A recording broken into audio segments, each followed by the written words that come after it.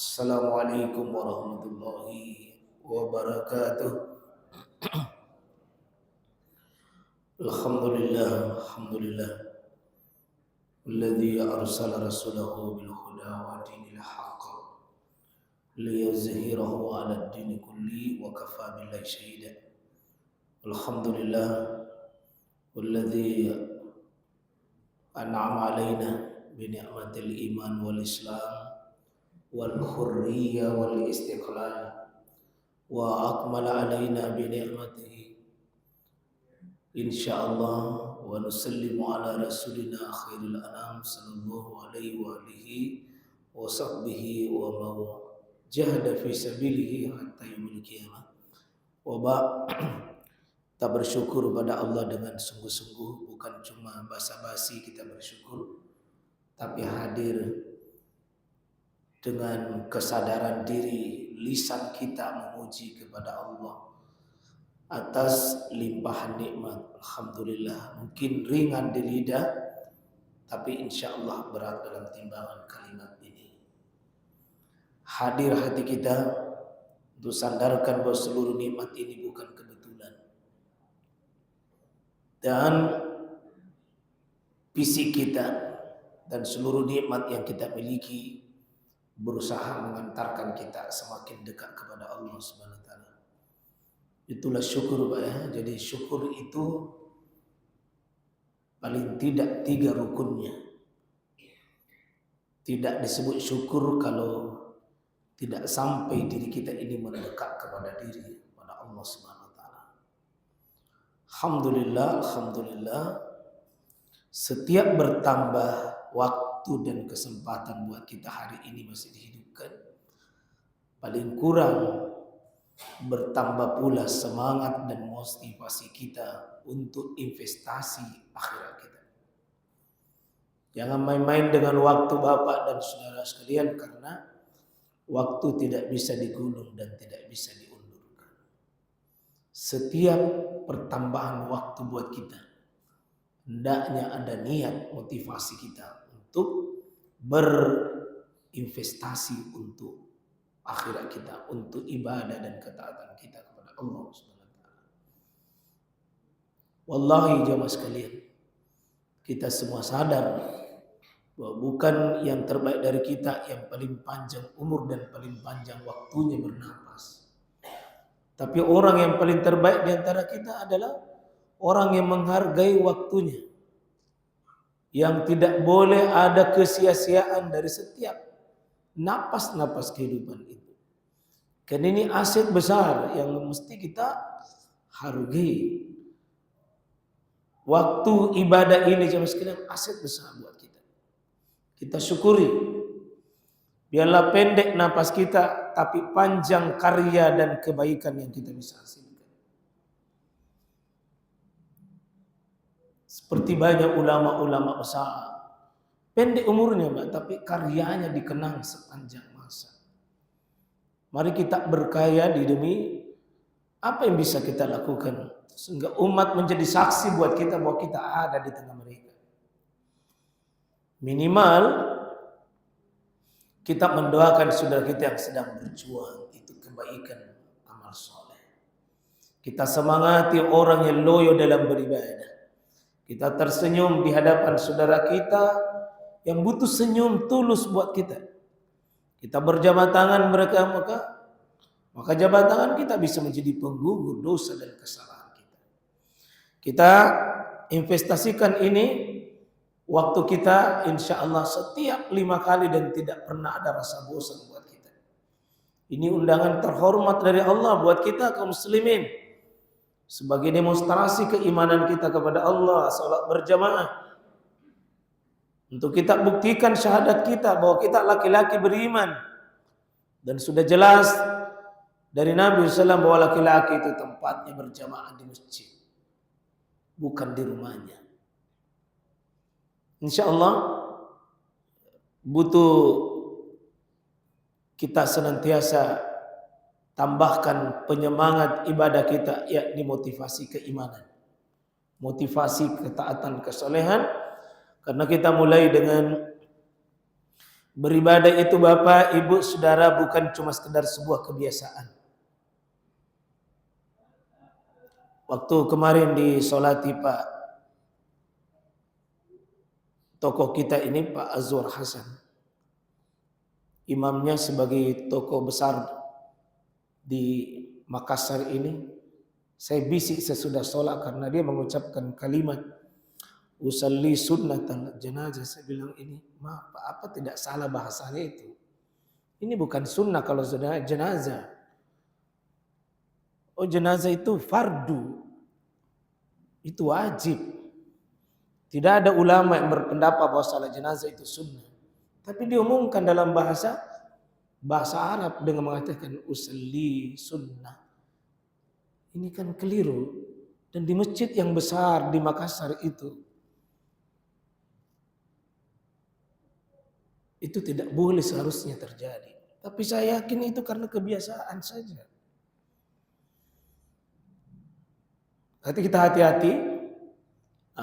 Demikian juga banyak perhatikan imam-imam ini di Makassar.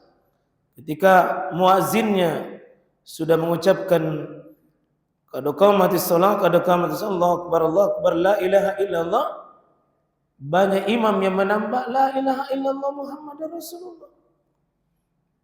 Bukankah ucapan iqamah itu sampai di situ saja? Qad qamatis shalah, qad qamatis shalah, Allahu akbar, la ilaha illallah, titik. Jangan lagi ditambah Muhammadar Rasulullah. Kenapa? Bagus maksud tapi bukan sambungannya.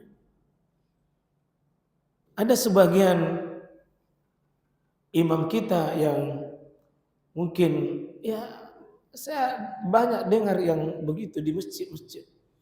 Begitu muazzin qad qamatis shalah, qad qamatis shalah, Allahu akbar, la ilaha illallah, imam juga mengucapkan la ilaha illallah Muhammadar Rasulullah. Ya. Maka ucapan la ilaha illallah Muhammadar Rasulullah sesuatu yang bagus jika pada tempatnya. Jika bukan pada tempatnya, Pak, itu kejahatan kepada Rasulullah SAW. Karena Rasulullah adalah uswah kita, dan Rasulullah adalah qudwah kita, dan Rasulullah imam kita. Ketika kita bersyahadat asyhadu anna Muhammadar Rasulullah, maka 4 minimal yang harus ada pada diri kita. Pertama, harus tasdik fima akhbarahu, membenarkan apa yang diberitakan Rasul. Yang kedua, ta'atu fima amarahu, mentaati perintahnya.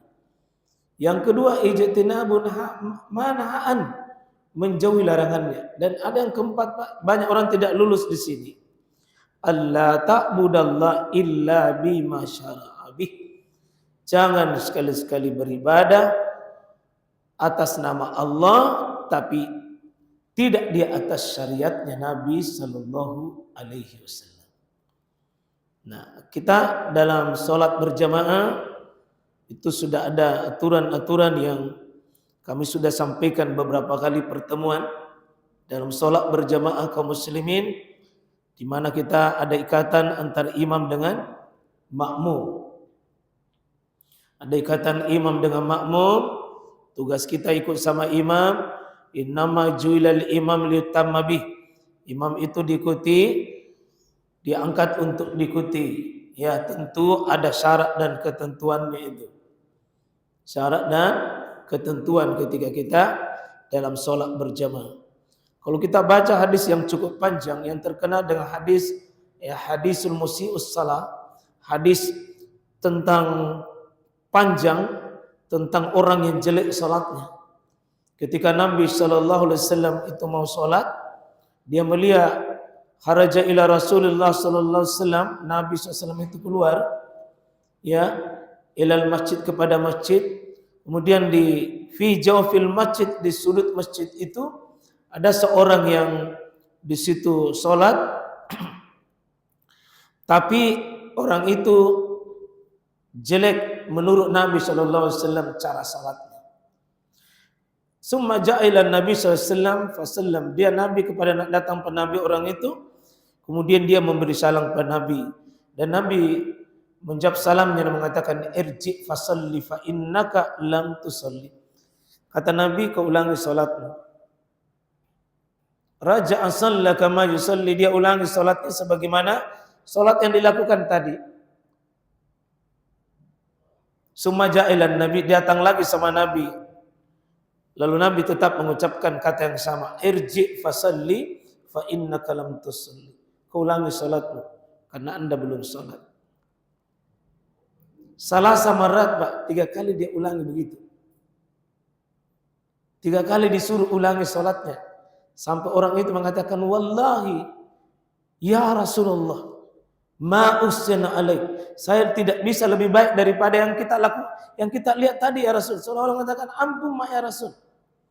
Dia bilang mengatakan begini, alimni ya Rasulullah. Ajarkan saya tentang salatku ya Rasul sebagaimana yang Nabi lihat.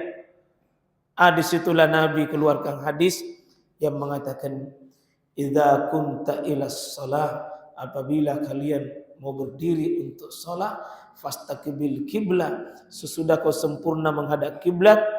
Kemudian Nabi mengatakan dengan sebuah ucapan, summa fakabbir, kemudian kamu bertakbir. Berarti jamaah sekalian, ketika kita berdiri dalam salat, hakikatnya tidak ada ucapan permanen sebelum takbir. Kalau ada di antara jamaah yang bisa mendatangkan ucapan itu sebelum takbir, maka saya akan kasih hadiah. Apa ucapan Nabi, apa ucapan yang pernah rekomendasi sebelum takbir? Maka hakikatnya Pak tidak ada. Jadi begitu kita berdiri untuk sholat, yang disuruh kata Nabi SAW, fastaqbil kiblat. Cukup kau berusaha menghadap ke kiblat. Sesudah kau menghadap ke kiblat dengan bagus, kakimu sudah menghadap kiblat, fisikmu sudah menghadap kiblat, maka summa, kemudian kamu fakabbir, maka bertakbirlah. Tidak ada ucapan sebelum takbir. Kalau ada, silakan Pak datangkan dalil yang bisa mendapatkan kita pahala di sisi Allah Subhanahu wa taala. Karena manusia terbaik adalah Rasulullah SAW dan beliau tidak mengajarkan. Contoh, ada sebagian bapak yang sering saya dengar baca taus, baca basmalah. Taus itu Pak bagus, tapi dia tempatnya sesudah membaca doa iftitah. Sesudah membaca doa iftitah itu bagus kita membaca taus. Tausnya itu ada banyak variasi. Bisa misalnya auzubillahi minasyaitonirrajim, bisa juga auzubillahi samil alim minasyaitonirrajim, bisa juga auzubillahi minasyaitonirrajim min nafhi wa nafthihi wa nafthihi. Bisa kalimat itu kita ucapkan. Intinya taus itu pada saat dibaca menjelang baca Fatihah. Kalau mau baca Fatihah itu Pak, disunnahkan baca taus. Baik solatnya sir, duhur, asar tetap baca taus. Maupun baca solat maghrib, isya, subuh dan solat yang dijaharkan, sebelum baca bismillah hendaknya kata Al-Quran, auzubillahi minasyaitonirrajim, wa idza qara'tal Quran fasta'id billah. Apabila engkau baca Quran, maka engkau hendaknya dahulu dengan baca taus. Taus itu bukan pada saat mau takbir, kecuali mengalami gangguan pada saat mau takbir. Nah, ada gangguan Pak, banyak, maka ini masuk dalam kategori minta pertolongan untuk tidak menghadapi gangguan itu. Tapi ini tidak mungkin terus menerus. Masa setiap mau sholat takbir, setiap mau takbir selalu baca taus, apalagi diiringi dengan baca basmalah? Tidak. Termasuk yang sering saya dengar ada yang mengucapkan ilahi anta maksudi wa ridhaka matlubi. Bagus maksudnya, tetapi silakan tunjukkan dalilnya kalau ada yang bisa dapatkan itu. Karena agama ini Pak adalah mengikut kepada manusia terbaik. meniru manusia termulia, belajar kepada orang yang sudah dijamin jalan hidupnya benar, yakni Rasulullah sallallahu alaihi wasallam sebagai uswah kita, qudwah kita. Beliau adalah guru kita. Tidak mungkin Nabi meninggalkan sesuatu itu kebaikan. Kalau beliau melihat ada kebaikan, tidak mungkin Nabi tidak mengajarkan kita. Tidak mungkin Nabi meninggalkan itu. Kata para sahabat, ma sabaquna fil khair. Tidak mungkin ada yang melombai kami, kata para sahabat. Kalau itu kebaikan, pasti kami duluan mengamalkannya.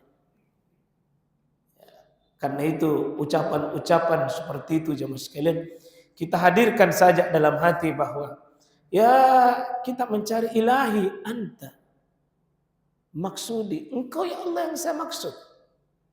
Wa ridhaka maqdur, ridhamu yang saya cari, betul. Tapi tidak usah bil lisan.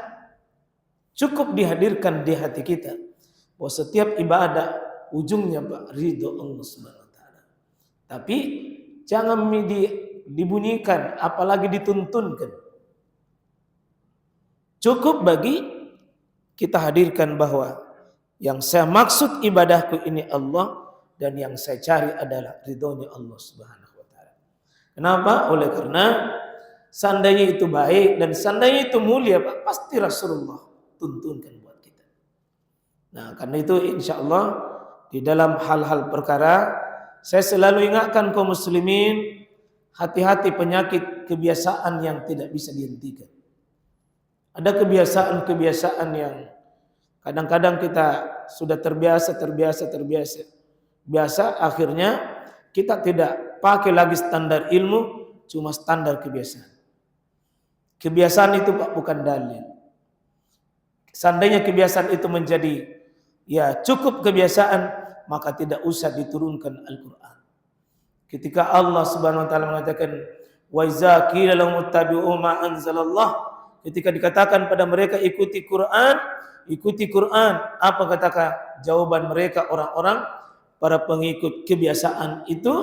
Mereka mengatakan qalu bal nattabi'u ma wajadna 'alaihi aba'ana atau ma alfaina awalau kanu aba'hum la yaqiluna syai'an wa la yahtadun. Apakah kamu akan mengikuti nenek-nenek moyang Anda sementara Anda adalah orang yang tidak memahami? Itu satu jemaah sekalian, prinsip dalam beramal adalah cek al-ilmu qabla al-amal wal qaul. Hendaknya ilmu sebelum kita beramal, dicek ada dalil atau tidak, ada dalil atau tidak, ada dalil atau tidak. Ya, itu karena kami tugasku mengingatkan kita semua dan mengingatkan diri saya. Insyaallah anak-anak kita saya tidak ada libur ya. Mana sebagian? Oh libur ya. Kita mau jamaah sekalian rahmatullahi Allah Subhanahu wa taala dalam pembahasan tentang masih melanjutkan di tata cara masbuk. Ya, masbuk kita ketahui Pak, masbuk artinya orang yang terlambat dalam sholat. Kita secara umum disuruh menang, namanya sabik, fastabiqul khairat atau sabikun ila khairati biiznillah. Itu disuruh menang Pak, jangan sebaliknya. Kalau bisa Pak, jangan membiasakan itu terlambat. Jangan biasakan terlambat. Karena terlambat itu bukan ciri kebiasaan orang yang haus dengan ilmu, haus dengan amal. Kalau bisa saf pertama Ki. Kalau ada saf pertama, baru Bapak berdiri saf kedua, itu sebuah kerugian Pak hakikatnya. Kalau bisa kita menjadi peserta saf pertama, Masya Allah. Ya, kita usahakan Pak, kalau tidak bisa saf pertama ini kiri kanan sama. Saf kedua, kita usahakan persis di belakangnya imam. Ya, di belakangnya imam, dijadikan imam itu di tengah. Kalau imamnya di sini, berarti safnya dimulai dari sini. Dia dianjurkan ke kanan. Hadis Sahih Ibnu Huzaimah, wa innallaha wa malaikatahu yusalluna fi saffi yamin. Sungguh Allah malaikatnya itu bersalawat berada di saf sebelah kanan. Disenangi saf sebelah kanan, Pak. Karena itu dari kanan baru kiri. Dan tidak boleh membentuk saf ketiga kalau kiri ini belum full. Jadi dia tarik sapnya begini, Pak. Kanan, kiri, baru pindah ke belakang. Jangan dari luar sini. Ada masjid rawan begini, pintunya dari sisi dua. Kemudian mereka membentuk sap dari luar ke dalam. Akhirnya kosong di tengah. Seharusnya di tengah itu jadi patokan. Nah, patokan di tengah, bukan di pinggir.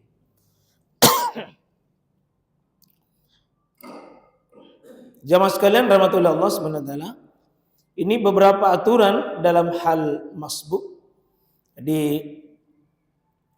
maaf ya, anggaplah ini imam tak. Ya. Ini yang masbuk di tengah. Ya.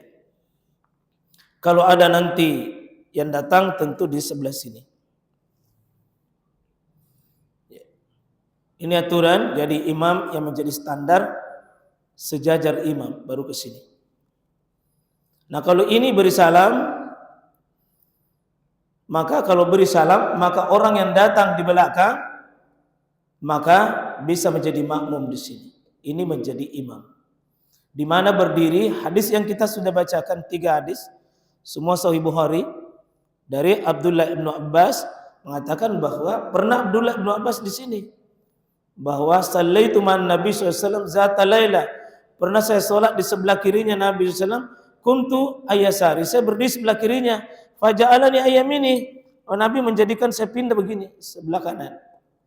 Berarti yang sebelah kiri itu akhta, keliru, Pak. Sebelah kiri itu keliru, tapi kekeliruannya ini tidak membatalkan salatnya. Tetap namanya khata, kekeliruan. Tapi kekeliruan yang tidak membatalkan, maka Abdullah bin Abbas ini dipegang telinganya karena masih kecil, dikasih pin begini. Maka boleh bergerak untuk salat tak sampai di sini. Faja'alani ayyamini, kalau dia menjadikan saya sebelah kanan, kata para ulama, kalau dia sebelah kanan berarti persis sejajar dengan makmum. Sejajar dengan ini. Ini sejajar. Sejajar. Sejajar ini bukan mundur sebagaimana sebagian orang mundur. Biasa orang mundur, Pak. Sedikit imam maju di depan.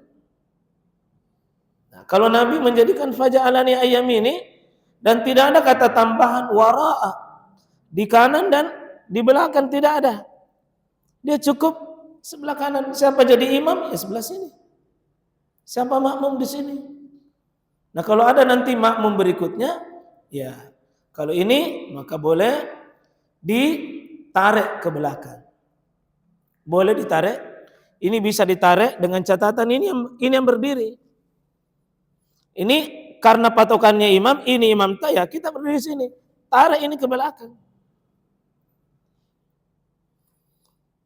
Bisa ditarik, bisa dikasih tahu mundur. Artinya boleh bicara ini, yang penting tidak nak ganggu ini imam, bisa. Nah, itu masalah kalau ini tinggi besar, pakai kumis warna hijau misalnya pakaiannya, baru ini kecil-kecil, aduh, kalau ditarik ini tidak mau mundur, apa dilakukan?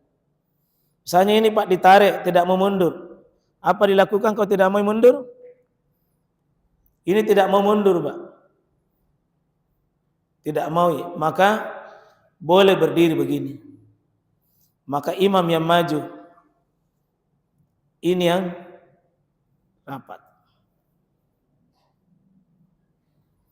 Kalau imam pede, bisa kasih begini tangannya, kasih belakang, sehingga ini mundur dua-dua. Kalau ada tembok di sini depan, ini tidak bisa maju, maka ini yang dikasih begini ke belakang. Itu dia kalau dikasih begini juga nak dorot tong, tidak mau mundur, kasih begini, Pak, dia mundur. Nah, inilah cara yang dilakukan. Nah, tentu kita ketahui bahwa kalau kita masbuk, begitu kita datang, maka tidak perlu ditanya salatnya imam, salat jenis apa. Kita cuma ikut saja. Masing-masing orang berniat, ini berniat, ini berniat, ini berniat sesuai dengan salatnya. Tidak perlu ditanya, misalnya ini salat asar, ini salat asar, ini baru datang salat duhur di bandara, salat duhur, salat mungkin, salat duhur juga, ini mungkin sebagiannya tidak sama Pak, tidak ada masalah. Sekali lagi tidak perlu sama niatnya imam dengan niatnya makmum. Karena ada kondisi-kondisi tertentu, ya kalau ini salat wajib, ini salat sunnah, ini boleh salat wajib di belakangnya. Kondisi seperti itu dalam hal-hal masbuk tidak usah kita bebani diri kita. Nah, mungkin nanti yang banyak nanti butuh kita ilmui, kapan dihitung rakaatnya. Ya, pendapat yang terkuat dari kalangan para ulama adalah man adraka raka'a faqad raka'a. Siapa yang mendapati rukunya imam ini maka dihitung. Siapa mendapati rukunya imam maka itu adraka raka'a. Dia sudah dapati rakaatnya imam. Dengan catatan yang dimaksud mendapati ruku di situ imam masih ruku. Kalau sudah naik di atas, baru kita datang ruku, itu namanya memaksa ruku. Imamnya sudah tidak ruku, tapi sudah ada di atas. Yang dimaksud di situ mendapati ruku, imamnya ruku, baru kita ruku.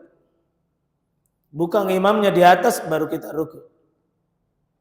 Nah, kalau dia tidak didapat meruku, Pak, tambah saja sesuai dengan kebutuhan rakaat kita yang tersisa, insyaallah ta'ala.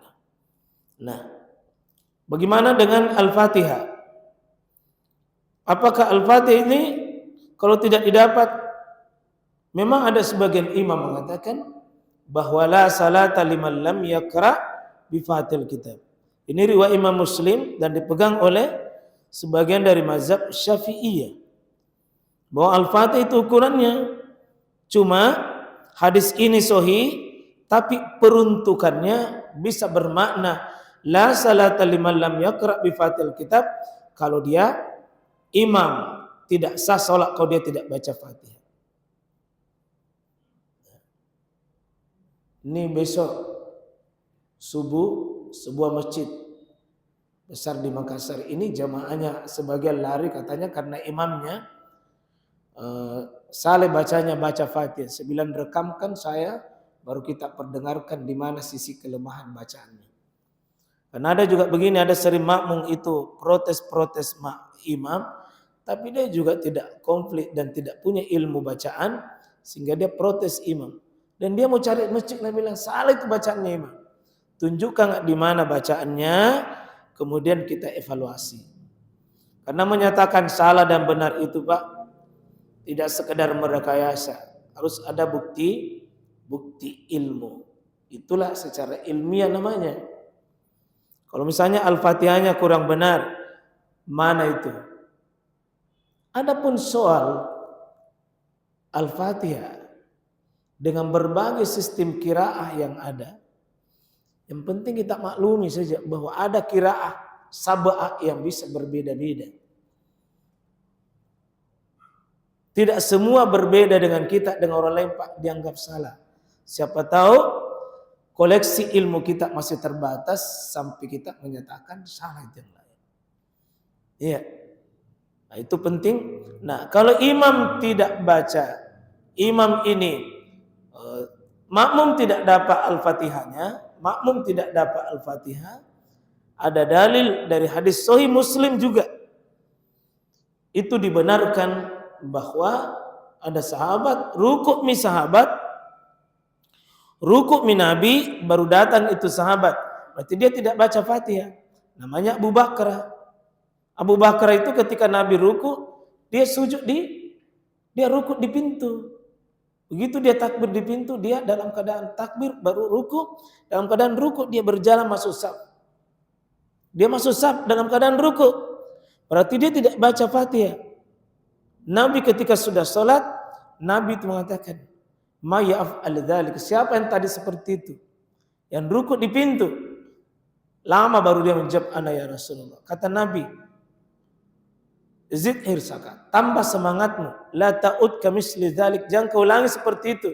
Tapi Nabi tidak menyuruh mengulangi salatnya, padahal dia tidak baca Al-Fatihah sementara dia hitung. Itu menunjukkan, Mbak, kurang bagus jika kita tidak bagus kalau langsung rukuk di situ. Tapi tetap dihitung saf, tetap dihitung salatnya diterima. Meskipun dia tidak baca Fatihah, dia ikuti imam, rukuknya dia dapat, maka dia dapat pahala rukuknya imam pada saat itu, insyaallah taala. Nah, kalau kita datang, Pak, imamnya sudah ruku, pas ruku itu imam, maka takbir tak boleh. Takbir langsung takbiratul ihram baru langsung ruku. Tidak mesti tangan disimpang di atas dada.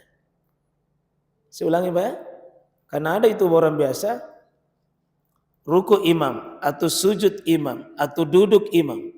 Karena posisi orang masbuk itu kemungkinan 4. Imamnya berdiri, imamnya ruku, imamnya duduk, atau imamnya tasyahud.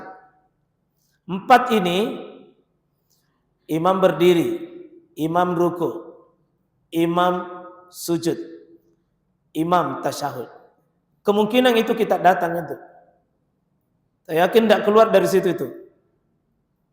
Jika kita datang, Pak, langsung takbir. Takbir tak itu yang pertama adalah takbiratul ihram. Bukan takbir ruku. Jadi maaf, kalau misalnya imam ruku begini, maaf, imamnya ruku. Imamnya sudah ruku. Kita takbir saja. Allahu Akbar. Langsung ruku. Takbir tak itu adalah takbir, bukan takbir untuk ruku, tapi takbiratul ihram. Kalau imamnya sujud, kita takbir, baru langsung sujud. Bukan takbir sujud, tapi takbiratul ihram baru langsung sujud. Tidak usah simpan begini tangan. Karena ini 2, 1 takbir, 2 simpan tangan. Ikuti apa yang dilakukan imam. Ya imam sujud, maka sujud. Tapi tidak sah salat kalau tidak dimulai dengan takbir. Kata Nabi SAW, miftahus salat at-tuhur, wa tahrimuha at-takbir, wa tahliluha at-taslim. Salat itu dimulai dengan bertahara, yang mengharamkannya itu mulai salat adalah takbir. Jika ada orang salat, Pak, tidak takbir, maka dia tidak dimasuki salat. Dia tidak ada permulaannya. Ada kemarin maghrib di Perdos Unas, salat maghrib, Pak, cuma tak lupa imamnya. Dia 2 rakaat itu kan mesti tasyahud awal, tapi ternyata dia tasyahud akhir, baru 2 rakaat. Ini satu saf di depan semua, masih duduk tasyahud, termasuk saya ada di belakangnya. Cuma saya ragu-ragu, saya lihat kaki namanya, tapi siapa tahu yang saya salah. Jadi tidak mau tongak bilang subhanallah. Akhirnya beri salam begitu. Assalamualaikum warahmatullahi. Assalamualaikum warahmatullahi. Oh, ada di belakang jauh sekali. Subhanallah. Baru tongak bilang subhanallah, sependapat kayak itu tadi. Sependapat kayak itu. Nah, sesudah sholat, ribu. Apa ribunya? Ngapin jodoh imam. Naroba-roba sembayangnya. Imam itu lupa, bukan masalah, Pak. Karena manusia pernah terbaik di dunia ini. Rasulullah SAW pernah 5 kali sujud sahwi. 5 kali sujud sahwi. Jadi kalau imam itu lupa, Pak, nggak usah makin marah-marah, jangan makin marah-marah. Nabi manusia terbaik, imam terbaik, pemimpin terbaik, rasul terbaik, pernah 5 kali sujud sahwi.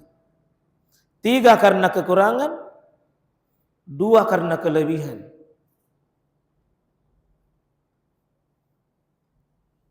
Dan itu menjadi rahmat bagi kita. Minta tolong sekali lagi Pak.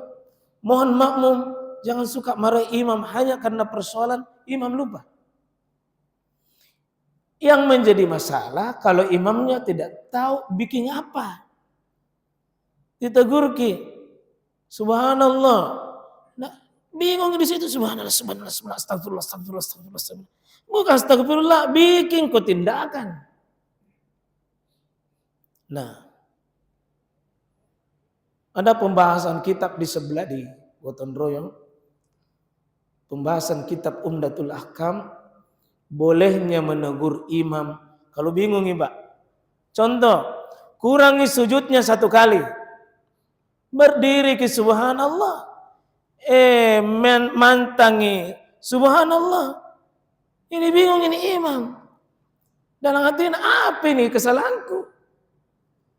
Boleh kita bicara waktu itu. Apa itu pembicaraan? Sujud. Sujud.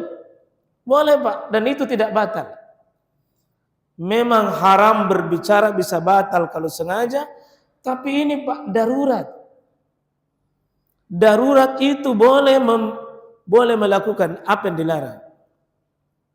Daripada bingungnya berdiri ditegur. Amantang ditegur. Bilang pakai saja sujud. Kalau belum 2 kali, sujud mau 2 kali lagi. Bisa. Karena adanya kebutuhan.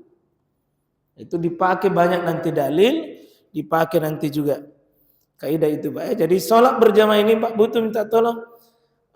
Butuh ilmu supaya kita itu pekerjaan hari-hari tak ini berkualitas insya Allah. Ya. Masih ada waktu sedikit Pak, giliran tak? Yang mau tambah, yang mau lengkapi, yang mau bertanya, saya persilakan. Kalau ada yang kurang pas, silakan tanggapi. Ada yang mau diperjelas?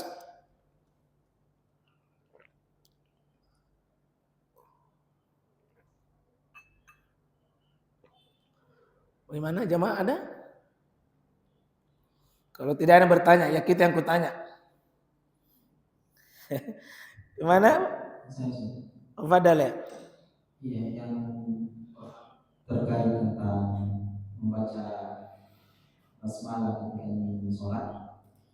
Apakah itu boleh ketika kita menggunakan dari umum yang riwayat yang mengatakan tentang tidak ada keberkahan pada yang tidak disebutkan nama Allah di situ. Bismillah.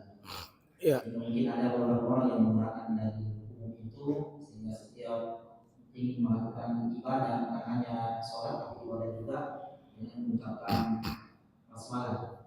Ya. Bismillah. Yang kedua, ya terkait tentang bolehnya tadi berbicara ketika sholat, ketika darurat ingin meluruskan kesalahan imam ketika imam sudah bingung. Ini pernah terjadi di sini ketika saya masih SD tahun 2001 sampai 2007 SD. Saya berada di saf kedua pas sejajar dengan imam. Itu hari imamnya kurang satu sujudnya. Ya. Bapak-bapak di belakang itu, ya saya masih ingat siapa-siapa yang di depan situ. Di belakang saya, di depan saya. Imam saya di saf kedua. Orang yang sudah meninggal semua, termasuk bapak kami. Ya. Sudah bilang semua subhanallah, tapi tidak ada perubahan dari imam. Akhirnya saya yang kalau masih SD, ya. Saya bicara, Iya. Saya bilang 1 kali sujud. Sudah sholat saya ditegur sama bapak saya yang tidur. Bilang tidak boleh bicara dengan sholat, cukup saya bilang subhanallah. Itu masih SD tahun 2001-2007 saya di saat kedua. Iya. Bapak di saat pertama sudah tegur semua. Saya bilang harus 1 kali sujud. Itu mungkin yang kedua cuma cerita saya. Iya. Jadi yang pertama tadi tentang menggunakan dalil umum. Bismillah kan itu banyak hadis Pak ya. Bahwa Bismillahirrahmanirrahim itu ya malam yazkur ismallah, siapa yang tidak membaca bismillah itu abtar, pahala itu terpotong. Jadi kalau kebaikan kalau tidak dibacakan bismillah itu terpotong. Ya, hilang juga keberkahan, tidak lengkap, tidak sempurna. Bahkan ada beberapa pekerjaan Pak tidak boleh dilakukan kalau tidak ada bismillah di dalamnya. Artinya kita akui kemuliaan bismillah itu. Seperti bapak-bapak mau masuk WC, bismillah. Ya, suami istri mau melakukan pekerjaan yang satu itu, sebelum melepaskan pakaiannya, bismillah.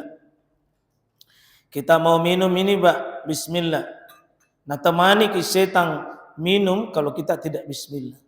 Mau kita masuk rumah, ya beri salam dan bismillah. Supaya setan itu penghuni jelek itu rumah itu keluar itu. Bismillah. Ya. Jadi bismillah sesuatu yang sangat utama, cuma ada kaidah fikih begini. Ada kaidah yang sangat dipakai oleh ulama. Jika dalil umum itu berlaku jika tidak ada dalil khusus. Bismillah itu umum, bagus, tapi kalau sudah ada yang mengikat khusus maka tidak berlaku. Kaidahnya begini, al-itlaqu yajri ala itlaqihi ma lam yuqayyid bi. Kaidah umum, dalil umum itu bismillah berlaku selama tidak ada yang mengikat atau tidak ada yang mengkhususkan itu. Untuk salat sudah ada dalil khusus, karena dia dalil khusus maka ucapan bismillah sebelum takbir itu Pak tidak berlaku karena ada dalil yang lebih khusus. Jadi umum dengan khusus tidak berlaku umum jika ada yang dalil khusus. Itu kaidah aturan itu Pak. Jangan pakai dalil umum kalau ada dalil khusus. Bismillah bagus, tapi kalau sudah ada dalilnya bahwa Nabi tidak bismillah kalau mau takbir, maka itu artinya gugur itu. Nah, yang lain dipakai bismillah karena dia bersifat keumuman. Jadi keumuman lafaz dipakai keumuman itu selama tidak ada dalil khusus yang menjelaskannya, Pak ya. Jadi ada bilang baik. Tapi kalau sudah ada dalil khusus, maka dalil khusus yang kita pegang. Baik aturan agama maupun aturan umum. Coba katakan, ada biasa aturan, semua boleh lewat di sini kecuali karyawan. Berarti karyawan yang bisa itu khusus. Ada biasa aturan, dilarang masuk kecuali, ya ada kecualinya. Kecuali itulah bisa menjadi pengkhususan sebuah ibadah. Seperti itu saya kira ya. Nah seperti tadi ini yang bicara dalam solat ya dibahas Pak di kitab Umdatul Ahkam oleh Syekh Abdul Ghani Al-Maqdisi. Kitabnya kita sudah belah di sebelah di Gotong Royong tadi malam dengan pembahasan sudah hadis ke 119 dari 400 hadis. Dan itu sangat bagus sekali kalau Bapak mau belajar tentang hukum-hukum dasar dari agama ini. Nah, kitab itu sangat membantu kita. Namanya kitab Umdatul Ahkam. Boleh jika dipakai ketika contoh ada sahabat yang bersin. Ketika dia bersin dia bilang alhamdulillah. Yang lain jawab yarhamukallah.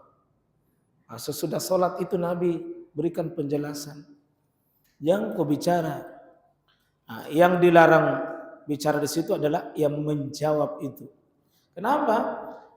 Menjawab bersin itu kalau ada bilang bersin, alhamdulillah jawab yarhamukallah itu bagus. Tapi kalau dalam sholat itu Pak terhapus itu, tidak bisa dijawab orang. Tapi tetap Nabi izinkan kalau ada orang bersin boleh Bapak ucapkan alhamdulillah. Tapi tidak bisa dijawab yarhamukallah. Kalau ada yang bersin dalam sholat, alhamdulillah. Lalu dia bilang alhamdulillah tidak batal salatnya karena dia tetap memuji kepada Allah, tapi tidak boleh dijawab dengan ya rahamukallah, tidak boleh. Nah, dan seterusnya nanti penjelasannya bahwa ada hal kalau dalam kondisi tertentu bergerak dalam salat, berbicara dalam salat, hukum asalnya tidak boleh, tapi bisa berubah nanti menjadi boleh kalau dalam keadaan darurat. Ya, seperti tadi ini, kalau Imam Syafi'i ini batal kalau ada orang begini. Ada orang bergerak lebih dari 3 kali, 1, 2, 3, 4. Dia pindah ke sini. Kalau menurut mazhab Imam Syafi'i itu batal kalau dia bergerak lebih dari 3. Cuma ada syaratnya, yaitu bergerak untuk kepentingan sholat. Kan ini dia pindah dari kiri karena salah, dipindahkan ke kanan, maka dia tetap untuk sholat. Jadi boleh, Pak. Misalnya kalau di sini ke sholat, nah bunyi itu mic di dalam storingi, tidak boleh sebenarnya bergerak, apalagi melangkah di depan imam. Tapi karena ada kebutuhan, pergi matikan. Tidak usah batalkan sholatnya, lanjut saja kembali. Bagaimana dia membelakangi kiblat? Tidak ada masalah, karena itu darurat. Ad-daruratu ya tubihul mahzurat, itu yang dipakai oleh ulama. Kalau darurat itu, Pak, semua yang boleh, semua yang dilarang menjadi boleh. Kalau bunyi HP tak, sholat tidak boleh pegang HP, tidak boleh main HP. Kalau bunyi ambil, matikan, simpan, boleh. Yang penting bilang Allah sholat dulu, batal. Karena bisa dia tidak bicara. Bisa tidak bicara. Kalau mati daripada naganggu orang, penting jangan baca SMS. Tapi kalau simpan Pak, pasti lebih dari 3, Pak. Itu hal-hal rumus. Ya, di dalam sholat ini butuh kita saling mengingatkan perkara ini karena akan kita ulang-ulangi setiap hari. Siapa tahu suatu saat, Pak, ada orang pingsan di samping tak, apa mesti dilakukan? Tolong dan tidak batal sholat tak. Iya. Misalnya sholat ke begini, baru tiba-tiba kebakaran. Apa mesti Bapak lakukan? Jangan langsung lari. Ada hal-hal yang mesti kita lakukan. Misalnya gempa bumi atau apakah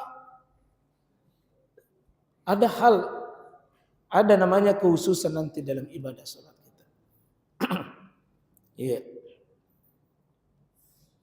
Ya. Saya pernah tabligh akbar di sini di Baitur Rahman. Masih ada dulu kita. Saya punya ini ditarik, saya punya itu. Tarik ku tarik tong. Dalam sholat. Kalau kepentingannya sholat, boleh kita lakukan. Yang penting jangan bicara. Ada spesialis pencuri itu, Pak, jaketnya dinabawa, sudah jaket, ada tas di situ. Nambil itu jaketnya, baru ada barang bungkus di dalamnya itu. Itu spesialis pencuri pakai jaket. Hati-hati kesimpang barang-barang itu di mana saja, Pak, itu karena tidak kelihatan itu bahwa dia ambil. Jaketnya nak simpan tapi nak tutupi kita punya tas. Baru nanti jaketnya nambil. Itu contoh cerita saja, Pak, ya. Barakallah, subhanakallah, bihamdik, asyhadu an la ilaha illa anta astaghfiruka wa atubu ilaik. Assalamualaikum warahmatullahi wabarakatuh.